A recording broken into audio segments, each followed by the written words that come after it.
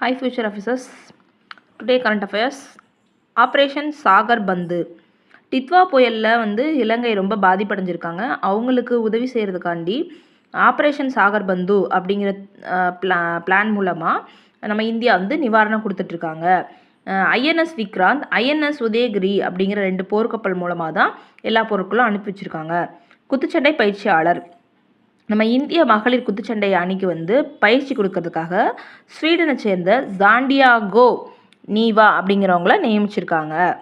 Next 17 age கீழே உள்ள உங்களுக்காக உலகக்கோப்பை கால்பந்து நடந்திருக்கு. எங்கே அப்படின்னா கத்தார் தோஹாவில்.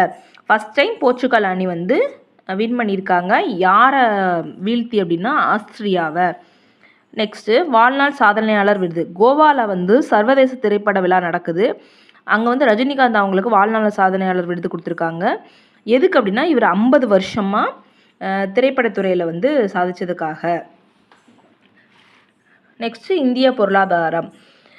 நம்ம ஜிடிபி நடப்பு நிதியாண்டில், அதாவது 2026 2வது காலாண்டு, காலாண்டு அப்படின்னு பார்த்தீங்க அப்படின்னா ஜான்வரி டு ஜூன், 2வது காலாண்டு ஜூலை டு செப்டம்பர், இதில் 8.2% எட்டியிருக்கான் அப்படின்னு யார் சொல்லியிருக்காங்க அப்படின்னா பொருளாதார நிபுணர்கள். நெக்ஸ்ட்டு சிஜிஏ ஒரு இது சொல்லியிருக்காங்க.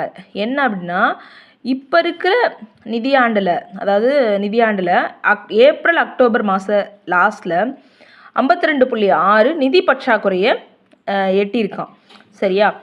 நிதி பற்றாக்குறை அப்படின்னா என்ன அப்படின்னு பார்த்தீங்கன்னா அரசுகிட்ட இருக்கிற மொத்த வருவாயை விட செலவு, அதாவது சிம்பிளாக சொல்லணும்னா வரவை விட செலவு அதிகமாக இருக்கிறது தான் நிதி பற்றாக்குறை. இந்த இடத்துல நிதி பற்றாக்குறைன்னு சேர்த்துக்கோங்க.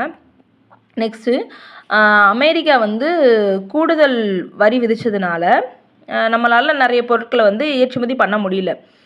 இருந்தாலும் இந்த காலாண்டில், அதாவது ஜூலை டு செப்டம்பரில் நம்மளோட ஏற்றுமதி வீதம் அதிகரிச்சிருக்கு. எவ்வளவு அப்படின்னா 9. இது யார் சொல்லியிருக்கா அப்படின்னா மத்திய வர்த்தகத்துறை அமைச்சகம் சொல்லியிருக்காங்க.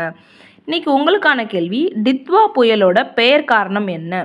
டித்வாங்கிறது ஏமன் நாடு பேர் வச்சாங்கன்னு தெரியும். அதுக்கான காரணம் என்ன அப்படிங்கிறத சொல்லுங்கள். தேங்க்யூ.